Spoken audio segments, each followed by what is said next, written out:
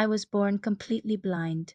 For years, I lived in a world of darkness, a world of touch and sound. My grandfather. Well, he put me through a lot, but then a miracle happened. God restored my eyesight. The first time I opened my eyes, the world was a dizzying flood of color and light, but it wasn't the world I expected. The small, familiar hut I thought we lived in was gone. Instead, I found myself in the cold, damp basement of a massive mansion.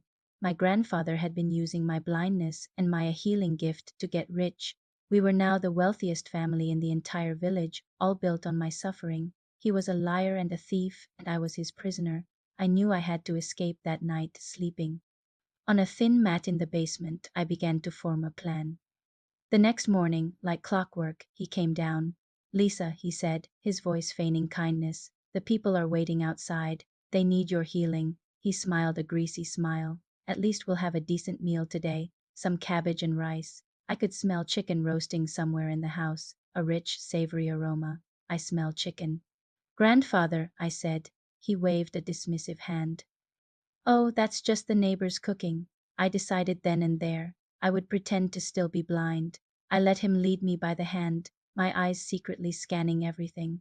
We went up the stairs and into a dining hall so grand it took my breath away. A long table was laden with food. I watched in silent fury as he sat down and gorged himself on chicken, rice, pork, and even fancy desserts. After he finished, he wiped his mouth, placed me on a wooden chair in the main hall, and the procession of the sick began. As I laid my hands on people, feeling their pain ebb away, my eyes were not on them. They were fixed on my grandfather, watching where he stashed every coin, every piece of gold he received for 3 long months. I played my part. I was the blind healer, the village saint. And all the while, I was gathering information, waiting for my moment. One afternoon, I decided to take my usual walk with my dog Bobby. It was the one freedom my grandfather still allowed me, thinking I was just a blind girl going to the river. I sat by the water's edge, letting the familiar sounds wash over me, when a voice broke the silence. "Hello, Lisa." I turned, and my heart skipped a beat. It was a handsome young man, his voice deep and warm and strangely familiar. "How have you been?" he asked, his eyes full of concern. "I haven't seen you by the river lately." I told him everything about the healing gift, about being trapped in the house. He nodded slowly. "I heard you moved to a bigger house," he said. "I tried to visit a few times, but your grandfather always said you were too busy." My blood ran cold. "He never told me you came." I confessed that I hadn't even known we'd moved. His expression turned serious.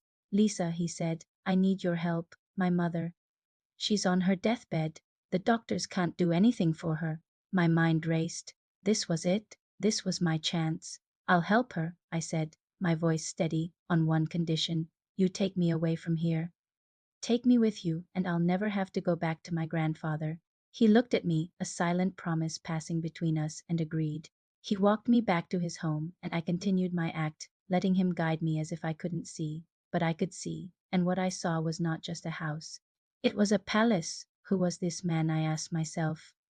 To find out what happens next, and to unravel the rest of this mystery, make sure you like this video, subscribe to the channel, and hit that notification bell so you don't miss the next part of my story. Thanks for watching, US Sonakyle.